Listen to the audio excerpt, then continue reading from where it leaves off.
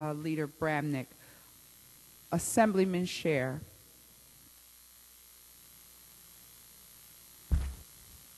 Thank you, Madam Speaker. It was not my intention to speak today for personal reasons, but I will admit that there were so many things that I've heard in the discussion on this bill that causes me nonetheless to rise. Like everyone in this chamber, and certainly everyone in the executive office, I applaud what has been done to make New Jersey better. And in the past years, we have seen some very good things and positive things. And we need to be positive. But at the same time that we're positive, I would argue that we also need to be realistic about what it is that we propose to do and when it is that we propose to do it. Fact: the debt of the state of New Jersey today is 14% higher than it was last year. That figure, by the way, came from our treasurer during his discussion before the Budget Committee. Fact: unemployment in New Jersey went from 9.1 to 9.2%, 10% higher than the national norm.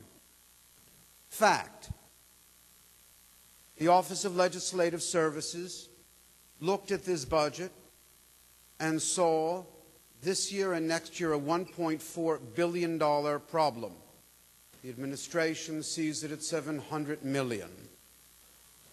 Fact: the economic growth that we are anticipating in the state of New Jersey is 3 times that of the national norm. I support fully a tax decrease on the citizens and taxpayers of the state of New Jersey. I personally believe that a tax decrease needs to be in an area that for them is the most dear, and that is property taxes. But whatever kind of tax decrease we're speaking about, I believe the people of New Jersey, first and foremost, before they want a tax decrease, want a fiscally prudent and fiscally responsible legislature. One that does not make more promises as it has in the past, promises that it has been unable to fulfill because of rosy projections which have put us in this mess. And those projections continue.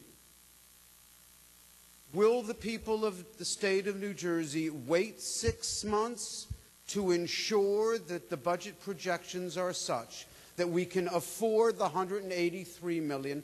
I think so. I think that they would prefer our prudence to our giving a tax break based upon money that we are borrowing in the first place. And we learned that indeed we are borrowing that $183 million. We learned that pay-go has become pay-no. This budget is $400 million less than the governor's proposed budget. The governor's budget relies upon over $600 million worth of one-shots, funds unexpended this year which will be applied to next year's budget.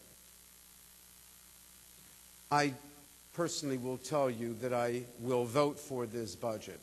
I do so with no pleasure.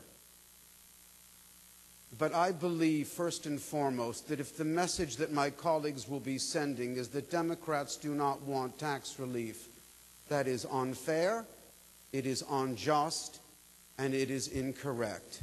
It is false. We join our colleagues on the other side of the aisle in wanting tax breaks. We believe them to be fundamental and necessary to New Jersey's growth. But the only difference, perhaps, is one of time. I think that the people of my district will gleefully wait the 6 months, knowing that what I have done and my colleagues have done is first and foremost fiscally prudent, fiscally responsible, words which I usually associate not with my party. So what is our message? And let it be clear, and let it be unequivocal.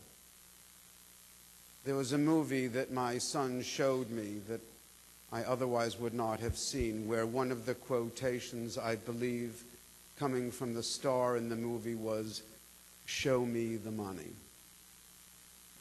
Ladies and gentlemen, what is the problem with showing the money? If the total amount of tax relief proposed by the governor's proposed income tax reduction for someone making $50,000 a year is a total of $80, I believe that my constituents, at least, can wait to receive that $80. Under any circumstances, their lives will not be changed by those $80. They can wait the 6 months before they take out their husbands or wives for dinner, which is about what that tax decrease will amount to. But they can wait. Not pleasurably, but a wait made much more tolerable knowing that their representatives in this legislature did the fiscally prudent, the fiscally responsible thing. Thank you, Madam Speaker. Thank you, Assemblyman Schaer.